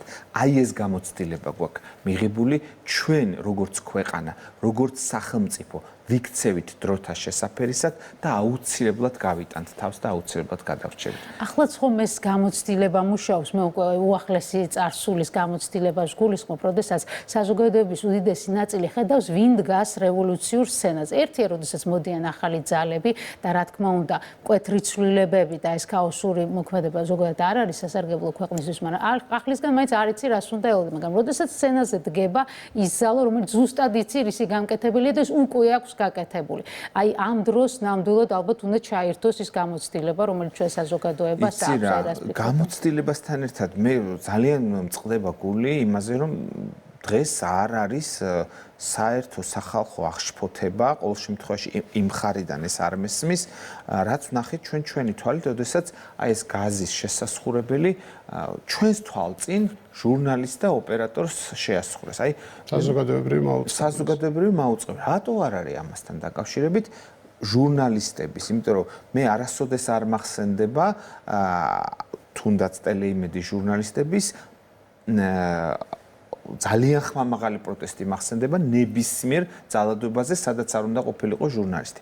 რატომ არის დღეს ეს პირში ჩაგუბებული წყალი ზოგიერთი ჟურნალისტის მხრიდან არის ძალიან გასაკვირი, იმიტომ რომ ჩვენ აი ის ვნახეთ, რომ აი ასე ადგებოდნენ და გაზს შეასხამდნენ არა მარტო ჟურნალისტებს, არამედ ისევ ვიმეორებ იმ ადამიანებს, რომელიც მათნაირად შეიძლება ითქვას, რომ პოლიტიკური ხელწერა ამ ძალის, რომელიც ხელისუფლებაში ყოფნის და გარდა ამისა, მე ეს ყველაფერი გამართლდებოდა, რუსები როგორც ამბობენ, გაправდებოდა, იმიტომ რომ ყველას გვექნებოდა სათანადო იარლიყი, ამ იარლიხს მოგაკერებდნენ და იტყოდნენ, რომ შენ ხარ აი ეს და მორჩა გათავდა შენ, უნდა აგო პასუხი და ეს ყველაფერი გაკეთდებოდა სამართლიანობის და დემოკრატიის დროშით. კი ბატონო, ვისაუბროთ ახლა მათზეც, ვისაც არ აქვს ისტორიული მეხსიერება და ვისაც ასაკიც არ უწყობს პრინციპში ხელს ახსოვდეს ყველა ის მოვლენა, რომელიც უახლეს ისტორიაში განვითარდა, ხო? მნიშვნელოვანია რა არის მთავარი სათქმელი მათთვის და შესაძლოა მე და თქვენ არ დაგვიჯეროს კონკრეტულმა ადამიანმა, ახალგაზრდამ, რომელიც ამას უყურებს, მაგრამ რა ფაქტებია იმისთვის, რომელიც მიუთითებს, რომ ძალა, რომელიც რევანშისთვის ემზადებოდა, სინამდვილეში უნდა დარჩეს წარსულში და არასოდეს დაბრუნდეს ხელისუფლებაში. იცი რა არის? იმ ახალგაზრდებზე უპირველეს ყოვლისა ვიტყვი იმას, რომ მე ეს ახალგაზრდები რაღაც ჩემს ნაწილად მიმაჩნია მაინც ისევ ჩვენ უნდა მოვიქცეთ ისევ გონიერად, ვისაც დიდი გამოცდილება გვაქვს, რომ ამ ადამიანებს კვლავ ხელი უნდა გაუწოდოთ, კვლავ უნდა ვეცადოთ, რომ რაღაცნაირად შემოვაბრუნოთ და არ გავრიყოთ. მე ვფიქრობ, რომ ძალიან ბევრი ისტორიული მაგალითის მოხმობასთან ერთად მათ უნდა აუხსნათ, რა შეიძლება მოიტანოს სახელმწიფო სიმბოლიკის, როგორც არის პრეზიდენტის სასახლე, მისმა დანგრევამ და მისმა დაკავებამ. იმიტომ რომ ამ ადამიანებს არ აქვთ გათვითცნობიერებული ასეთი რამე, რომ პრეზიდენტის სასახლეზე თავდასხმა არის სახელმწიფოზე თავდასხმა. აი ეს ძალიან ადვილად უნდა გაიგონ. და იცი რა მაინტერესებს, აი სულ ფიქრობ, რომ აი ვისაც თუნდაც გულწრფელად იყო მისული იქ და იდგა და ფიქრობდა, რომ მშვიდობიანად დაამხობდა ხელისუფლებას. ამ ხელისუფლებას მომხრეები ხომ მყავს? და აი ეს დამხობილი ხელისუფლების მომხრეები გულხელდაკრეფილები იჯდებოდნენ და რასად მივიდოდით? მივიდოდით ისევ 92 წელთან, მივიდოდით ისევ სამოქალაქო დაპირისპირებასთან და ამას ხო ძალიან ბევრი ფიქრი არ უნდა. ამას ხო ბევრი გაცნობიერება არ უნდა, იმიტომ რომ აცნობიერებ და ხვდები იმას, რომ მიდიხარ ვიღაცის დასამხობად, რომელსაც ყავს მომხრე. და ეს მომხრე რას იზამს? ანუ არჩევნები არის ხელისუფლების შეცვლის ერთადერთი გზა, რომელიც კაცობრიობამ გამოიგონა. სანამ აქამდე არ დავა ჩვენი თვითშეგნება, ეს იქნება ახალგაზრდა თუ ეს იქნება ძველგაზრდა, მანამდე გამოსავლის პოვნა წარმოუდგენელია. ამიტომ ყველამ უნდა იცოდეს. წარმოუდგენელია ყველას ყველაფერი მოსწონდეს. ყველას ყველაფერი არ მოსწონს, ეს ხდება მხოლოდ და მხოლოდ 64-ში. და ამისი შეცვლის ერთადერთი გზა არის მშვიდობიანი კანონიერი არჩევნები. სხვა ალტერნატივა არ არსებობს და სხვა ალტერნატივის ძიებისათვის დღევანდელ საქართველოში თავს ნუღარავინ ურს შეიწუხებს. ჩვენ ეს ძალიან კარგად დავინახეთ და მე ვფიქრობ, რომ ქართული სახელმწიფო გუშინ დადგა მოწოდების სიმაღლეზე. მე ბედნიერი ვარ იმითი, რომ ფაქტიურად არავინ არ დაშავებულა იქით ამ მხრიდან. ძალიან მძიმე მოსასმენია და ძალიან მძიმე საყურებელია ის, რომ პოლიციელები დაზარალდნენ და ერთის მდგომარეობა საკმაოდ მძიმეა და მე ვფიქრობ, რომ ყველა ჩვენთაგანმა უნდა იზრუნოს იმაზე, რომ რაც შეიძლება ნაკლებად ვაზარალოთ ერთმანეთი. იმიტომ რომ ჩვენ ერთი ქვეყნის შვილები ვართ საბოლოო ჯამში. დიდი მადლობა, გიორგი კალანდია, ისტორიკოსი იყო ჩვენი სტუმარი. დიდი მადლობა და თქვენ. სტუდიაში ახლა უნდა მოვიწვიოთ თინათი ნიბლოშვილი, საკრებულოს თავმჯდომარის მოადგილე და მასთან ერთად გავაანალიზოთ პროცესები. მოგესალმებით. საღამოშვიდობისა, თინათი, დიდი მადლობა, რომ ხართ ჩვენთან. ეს შთამბეჭდავი მონაცემები არის, მართლაც უდიდესი წარმატება მართველი გუნდის, განსაკუთრებით დედაქალაქში, იმიტომ რომ ძალიან მაღალი მონაცემები დაფიქსირდა და ამის პარალელურად აი ჩვენ ვხედავთ ის, რაც დაემართა დედაქალაქის მართლაც ულამაზეს და სიმბოლურ ადგილს, ყველასთვის საყვარელ ადგილს, სადაც ბავშვები, ასაკოვანი ადამიანები ერთი სიამოვნება იქ და ჩვენ ნახეთ აი რა მდგომარეობაში აღმოჩნდა ამ დესტრუქციული პროცესის შედეგად ეს ყველაფერი, ხო? თქვენ როგორ აფასებთ იმას, რაც გადაიტანა თბილისმა, აი რისკენ იყო ეს ყველაფერი მიმართული და რა შედეგის წინაშე შეიძლებოდა აღმოჩენილიყავით. კიდევ ერთხელ მოგესალმებით. პირველ რიგში მინდა ვისარგებლო შემთხვევით და მივულოცო ყველა კანდიდატს, საქართველოს ყველა მუნიციპალიტეტში, ყველა ქართული ოცნების კანდიდატს გამარჯვება, მერებს და საკრებულოს წევრებს. ეს კიდევ ერთხელ ხაზს უსვამს იმ ფაქტს, თუ რაოდენ დიდი მხარდაჭერა აქვს ჩვენს გუნდს.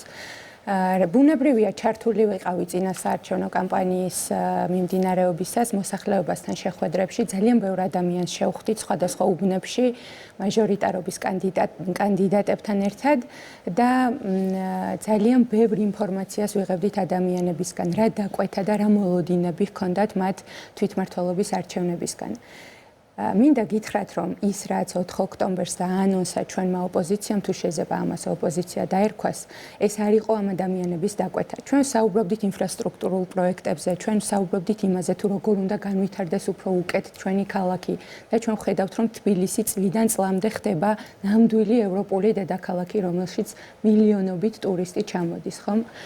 და 4 ოქტომბერს ეს ადამიანები გამოვიდნენ და დაიწყეს საუბარი ზუსტად იმ ადამიანების სახელით, რომლებიც იქ არიდგნენ.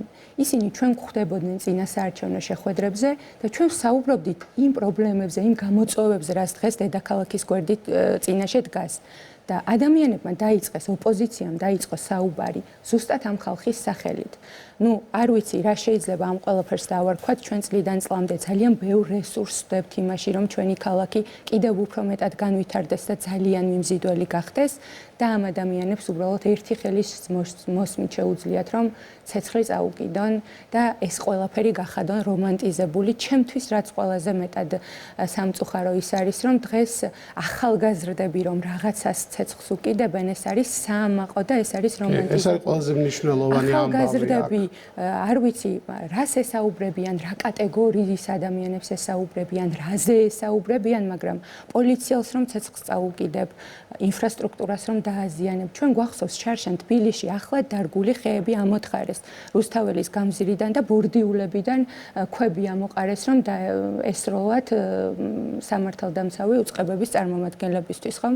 და აი ეს რეალობა და ეს სურათი მე არ მეგულება ადამიანი, რომელსაც შეიძლება მოსწონდეს. არა მხოლოდ ჩვენს ქვეყანაში მაცხოვრებელი, ჩვენს ქალაქში მაცხოვრებელი, ხომ? და ჩვენ ვნახეთ კიდე შედეგები როგორი დაიდო. ვინ არიან აქტორები, ვინც ამ პროცესის რომანტიზებას ახდენენ, ხო? ამაზეც მნიშვნელოვანია ჩვენ ვისაუბროთ და ვინ უბიძგებს იმ ადამიანებს, იმ ახალგაზრდებს, რომელიც როგორც წესი წინა ფლანგზე აღმოჩნდებიან ხოლმე და შემდეგ მათი ვანდალიზმის შედეგებს იმკის ქალაქი. ვინ კურირებს ამ პროცესს და რა არის მიზანი საბოლოო ჯამში? ძალიან ცდილობდნენ, რომ პოლიტიკოსები და ნაციონალური მოძრაობის ლიდერები ამ პროცესს გამიჯნოდნენ და თითქოს ეს იყო ახალგაზრდების მიერ ორგანიზებული და ეს იყო საზოგადოების რაღაც ნაწილის მიერ ორგანიზებული პროტესტი, მაგრამ რა თქმა უნდა, ვიცით რომ ეს იყო თავიდან ბოლომდე დაგეგმილი ნაციონალური მოძრაობის და მათი განაყოფების მხრიდან, მათ უბრალოდ შემდეგ ფარად დაიყენეს ახალგაზრდები და ბოლოს უკვე ეს პროცესი როგორც ჩანს აღარ მოეწონათ და საბოლოო ჯამში გაემიჯნენ კიდეს და ჩვენ ვნახეთ განცხადებები ხო მათი ლიდერების რომ ჩვენ არ ვიცოდით, ჩვენ სხვა მოლოდინი გვქონდა, თავიდანვე ეტყობოდა რომ ხალხის რაოდენობა არ მოეწონათ, ალბათ უფრო მეტ ადამიანს ელოდნენ და რატომ ელოდნენ არ ვიცი, მთელი წინა საარჩევნო კამპანიის განმავლობაში ამბობდნენ რომ ხელისუფლებაში მოვალთ, ქალაქს დავკეტავთ, გადავკეტავთ, გავიფიცებით, ყველაფერს დავხურავთ და არ ვიცი ვის უნდა მიეცა მათთვის ხმა.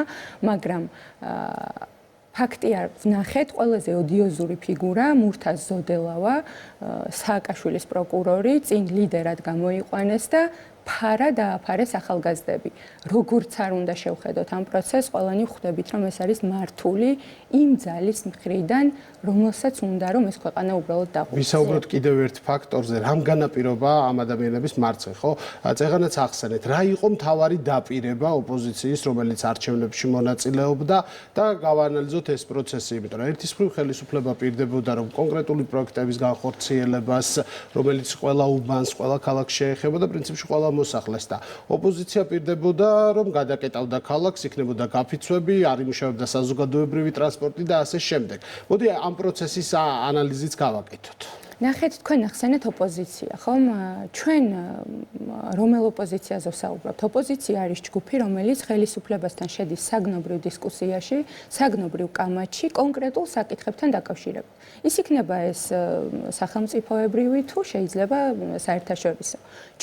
თქვენ გახსოვთ და არც ალბათ ჩვენს არც ერთ მაყურებელს არ ახსოვს ერთი საგნობრივი კამათი, დებატი, რომელიმე ფორმატში, სადაც ოპოზიცია ითხოვდა რაიმე კონკრეტულს. ერთადერთი მიზანი მათი ყოველთვის იყო ის, რომ მოსულიყვნენ ხელისუფლებაში და რადგან ამას არჩევნების გზით უკვე აგერ 10 წელია ვერ ახერხებენ, ბოლოს გადაწყვიტეს, რომ ძალადობრივი მეთოდებით, დამხობის მეთოდებით მოვიდნენ ხელისუფლებაში. მე საკრებულოში 8 წელია უკვე საკრებულოს წევრი ვარ და მე არ მახსოვს არც ერთხელ ჩვენი პოლიტიკური ოპოზიციის მხრიდან თუ ისინი ბოიკოტის რეჟიმში არ არიან და აქვე მინდა გითხრათ, რომ 8 წლიდან 4 წლის განმავლობაში სხვადასხვა მოწვევაში ნახევარჯერზე ისინი საერთოდ არ მონაწილეობენ თბილისის საკითხების, თბილისის შესახებ საკითხების გადაწყვეტილების პროცესში, ისინი არიან მუდმივად ბოიკოტის რეჟიმში და ერთადერთი სადაც ამ ადამიანებს ხედავთ, ეს არის ქუჩა, სადაც არ საუბრობენ, არ პირდებიან ადამიანებს არაფერს, გარდა იმისა, რომ ჩვენ დაგვამხონ და ისინი მოვიდნენ ხელისუფლებაში და ჩვენი საზოგადოებაც ხო გაიზარდა ამ წლების განმავლობაში და აღარ უნდა სიმშვიდე, უნდა მშვიდობა და უნდა მშვიდობიანი განვითარება, რომლის ერთადერთი გარანტი არის მოქმედი ხელისუფლება. ამიტომაც ჩვენ ვნახეთ, რომ თუნდაც თბილისის მუნიციპალიტეტში ჩვენ გვქონდა ბოლო წლების 2014 წლიდან მოყოლებული ყველაზე მაღალი მხარდაჭერა. დიახ, ოპოზიციას არ უყვარს საგნობრივი კამათი, მაგრამ ძალიან უყვარს სპეკულირება ეს მსხვილი ეროვნული მნიშვნელობის თემებით და ახლა მთელი მათი ნარატივი დაფუძნებულია იმაზე, რომ ხელისუფლებამ გადაუხვია ევროპის გზას, რომ რუსეთს აბარებენ ქვეყანას და ახლა გადასარჩენი არის სამშობლო.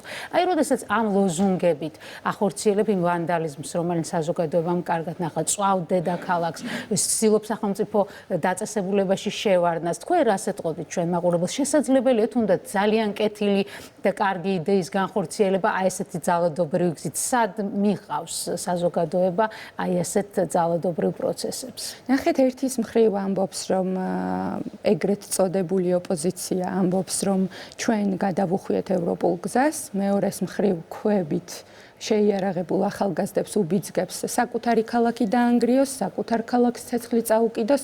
მე არ ვიცი რომელ ევროპაზე საუბრობენ ეს ადამიანები და უკვე ჩვენი საზოგადოებაც ხომ მიხვდა რაზე ვსაუბრობთ, არა რაღაც ჯგუფი ახალგაზრდების, რომელიც ძალიან სამწუხაროა, რომ წეღანაც საუბრობდა წინა სტუმარი, ძალიან სამწუხაროა, რომ ახალგაზრდების რაღაც კატეგორია, რაღაც ჯგუფი არის მათი გავლენების ქვეშ ჯერ კიდევ და ვერ გააცნობიერა, რისთვის იყენებენ ამ ახალგაზრდებს და რომ არის უბრალოდ მათი ფარი იმ მიზნებისთვის, რისკენაც მიდიოდნენ ამდენი ხნის განმავლობაში, მაგრამ გუშინ ჩვენ ვნახეთ, რომ ეს იყო აბსოლუტურად ბოლო მათი რაღაც მცდელობა და დარწმუნებული ვარ, რომ ყველაფერი მშვიდობიანად დასრულდება. დიდი მადლობა. თინათი ნიბლოშვილი, თბილისის საკრებულოს თავმჯდომარის მოადგილე იყო ჩვენი სტუმარი. მადლობა თინათი. და ახლა სტუდიაში შემოგვერთება პოლიტოლოგი ირაკლი გოგავა. და მასთან ერთად გავაანალიზებთ პროცესებს, რომელიც ყველაზე მნიშვნელოვანია ბოლო დღეების განმავლობაში, იმ პროცესებს, რომელიც განვითარდა. ბატონო ირაკლი, მადლობა, რომ ჩვენი სტუმარი ხართ. საინტერესოა, რა ტიპის მოვლენებთან გქონდა საქმე. როგორც პოლიტოლოგი, როგორ შეხედავთ, იმიტომ რომ ჩვენ მომისმინეთ საზოგადოების შეფასებები, მომისმინეთ პირველ რიგში პოლიტიკოსების შეფასებები, თქვენ როგორ გაანალიზებდით, რა ვითარება გქონდა ბოლო პერიოდში? რეალური სურათი რომ მივიღოთ, უნდა შევხედოთ დიდ სურათს. ზემოდან დავხედოთ და პროცესუალურად უნდა ვიაზროვნოთ, ანუ პროცესს დავაკვირდეთ. პროცესი რაში მდგომარეობს? პროცესი მდგომარეობს იმაში, რომ საქართველოს 2003 წლიდან იყო გარემართვაზე და ნელ-ნელა ივანიშვილის გამბედაობით, პირდაპირ ვთქვათ, ნელ-ნელა საქართველოს იბრუნებს სუვერენიტეტს და ეს პროცესი არ არის სწრაფი, მარტივი, მაგრამ ხელწინააღმდეგობა გვხდება უცხოური მართვის ცენტრებიდან. და ამ ბრძოლაში, ამ სუვერენიტეტისთვის ბრძოლაში დღევანდელი ხელისუფლება და ხალხი არის სიტუაციური მოკავშირე, ხო? დღეს საქართველოს ხელისუფლებას მოკავშირე საერთოდ არ ყავს, გარდა ქართველი ხალხის. და ქართველ ხალხს დამცველი არ ყავს არავინ გარდა დღევანდელი ხელისუფლების. ეს ახლა ჩვენ უამრავი პრობლემა აქვს საზოგადოებას, სოციალური, ეკონომიკური, იმიგრაციის, დემოგრაფიული, ეკონომიკური, ხელფასები, პენსიები, მაგრამ ჩვენ უნდა ხვდებოდეთ პრიორიტეტები. პრობლემების განსაზღვრას, ანუ რა არის ყველაზე მნიშვნელოვანი და ეს პრობლემები რო გვაქვს, ყველაფერი არის სწორედ იმის ბრალი, რომ ჩვენ არ გქონდა სუვერენიტეტი და ვიყავით გარე მართვაზე. გარე ძალები კი დაინტერესებული სულაც არ იყვნენ იმით, რომ კიდევ თუ არა ხა რაღაცა სერიოზული განვითარება ყოფილიყო.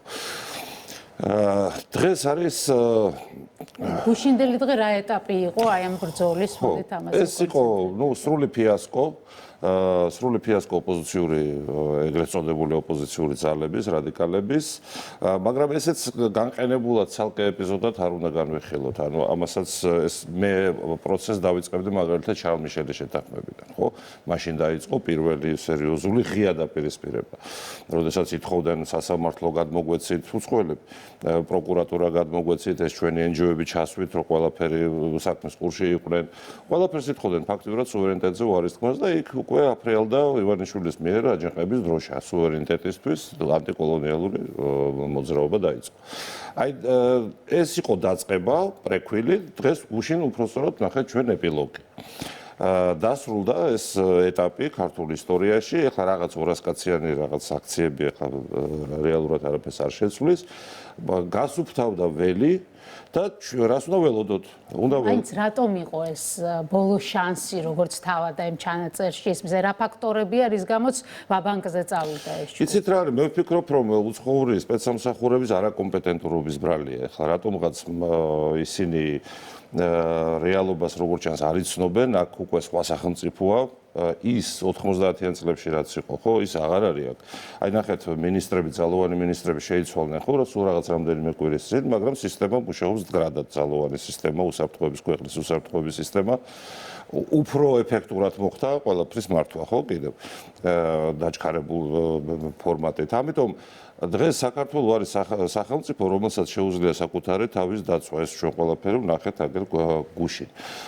მე რა მინდა თქვა, რომ ამას ემატება ის, რომ ეს ისეთი ბრძოლა, რომ აი პოლიტიკური ფიგურა იყო, ხო, ივანიშვილი პოლიტიკური ლიდერი, ხო, ნელ-ნელა ის ყალიბდება როგორც ნაციონალური ლიდერი, ეროვნული ლიდერი. და აი ამ სუვერენიტეტისთვის ბრძოლის გამო. და სუვერენიტეტისთვის ბრძოლა ჩვენ რას მოგვიტანს? ეს არის მთავარი. ეს მოგვიტანს იმას, რომ ძალიან მალე ჩვენ ვიხილავთ იმ ევროპულ სახელმწიფოებს, იმ ჩრდილო ამერიკულ სახელმწიფოებს, რომლებიც უკვე პოზიტიური დღესასრიგით მოვლენ ჩვენთან თანამშრომლობის შემოთავაზებით. საინტერესო მოსაზრებაა, რადგან დასრულდა თუ არა ის პროცესი, რომელსაც პრინციპში განსაკუთრებული სიმწვავით ბოლო 2 წლის განმავლობაში ვადევნებდით თვალყურს და რა გაძლევთ ამის საფუძველს, იმიტომ რომ თქვენ პოზიტიურად ფიქრობთ მომავალზე. ანუ ეს საფრთხეები რაც გქონდა, უკვე განეიტრალებულია, ასე შეგვიძლია ვიღალბათ. მე ვფიქრობ, რომ თუ ადეკვატური ხალხი ოდნავ მაინც ზის უცხოური მართვის ცენტრებში, ისინი ნახავენ, რომ აქ უკვე აზრი არა აქვს ძველი მეთოდებით მიდგომას, ნეოკოლონიალური მეთოდებით მიდგომას საქართველოსთან და რა იყო ნეოკოლონიალური მეთოდი? ეს იყო ძალით, დაშინებით, მუქარით, ბულინგით თავზე მოხვევა გადაწყვეტილებების ლამის მინისტრებს და თანამდებობის პირებს ეგრე ნიშნავდნენ, ხო, საელჩოები და ვიღაცები უცხოელები. დღეს და მოდიოდა ეს ნეგატიური დღის წესრიგი. ახლა პოზიტიური დღის წესრიგი ჩვენთვის რა თქმა უნდა მისაღები იქნება, მაგალითისთვის ჩინეთი. ჩინეთი რო ავიღოთ, როგორ მუშაობს ჩინეთი უცხო ქვეყნებთან, ხო, სთავაზობს ინვესტიციებს, მეგაპროექტებში თანამონაწილეობას, ხელმისაწვდომ კრედიტებს, განვითარების პროექტებს. და სანაცვლოდ არ ითხოვს არც შენი ტრადიციების რაღაცა გვერდზე გაწევას, არც ეკლესიის დაკლინებას, არც ულტრარადიკალური რაღაცა გიჟობების პროპაგანდას, არც დანიშვნას არავის თავისი პროტეჟეების, არ ერევა საერთოდ ჩვენს შიდა საქმეებში. აი ესეთი პოზიტიური დღის წესრიგი თუ მოვა, ის ევროპული ქვეყანას გვაინტერესებს, ის ჩრდილოეთ ამერიკას გვაინტერესებს და ნებისმიერი ქვეყანა გვაინტერესებს. პოზიტიური დღის წესრიგი საქართველოსთან მხოლოდ თანაბარ უფლებიანი ურთიერთ სასარგებლო თანამშრომლობა იქნება შესაძლებელი ამიერიდან. ამ მომრჩეულმა ძალიან მტკიცე და მყარი არჩევანი გააკეთა გუშინ. ეს მხარდაჭერა არის ანალოგიური საპარლამენტო არჩევნების მდგომარეობის, ესე იგი ძალიან ჩამოყალიბებულია მმართველი გუნდის მხარდაჭერის ჩვენი მოსახლეობა და ეს ყველაფერი ხდება საოცრად მძლავრი დეзинფორმაციის ნაკადის თუ ქვეყნის შიგნით, თუ ქვეყნის გარეთ, შანტაჟის ენის, ვიზა ლიბერალიზაციის თემით სპეკულირების და უამრავი ფაქტორის გათვალისწინებით, რამაც შეიძლება ამ არჩევნის ნებაზე მოახდინოს გავლენა, მაგრამ ეს არ მოხდა. რატომ არ მუშაობს ეს ზეწოლა საინტერესოა, რა განაპირობებს იმას, რომ მოსახლეობა რაღაცნაირად ახერხებს ორიენტირებას ამ საფრთხეებში? იცით რა არის გაიზარდა ქართული საზოგადოება ძალიან გაზრდილია ახლა თქვენც უწყობთ ამას ხელს ის მედია გამოცემები რომელიც ცდილობთ რომ რაღაც სუვერენისტული მიდგომები გააჟღეროთ ჩვენც ახლა რაც შეგვიძლია საუბრობთ ხალხს მივმართავთ და უხსნით ანუ სამოქალაქო განათლების ნაკლებობა იყო კლიშეებია პირდაპირ ყალბი ორიენტირებით თავს მოხული რომელიც ტყუილია და აი ამის დეკონსტრუქცია ჩვენ წლების მანძილზე ამას ვაკეთებთ ხო მე პირადად ჩვენი კოლეგები თქვენ სხვა ჩვენი თანამოაზრე მედია საშუალებები და ამ ყველაფერმა იმუშავა ახლა ხალხიც გაიზარდა ისწავლა გამოცდილება შეიძინა ვისწავლეთ ყუილმართალის გარჩევა შავკეთილი ბოროტისგან როგორ გავარჩიოთ მეგობარი დაუძინებელი მეგობრისგან როგორ გავარჩიოთ და მივხვდით ერთ რამეს რომ საერთაშორისო სისტემაში არ არსებობს მეგობარი რაღაც პათეტიკა ვიღაცა შენზე ზრუნავდეს არსებობს მხოლოდ ინტერესები ამიტომ ჩვენც ასე უნდა მივუდგეთ ყველას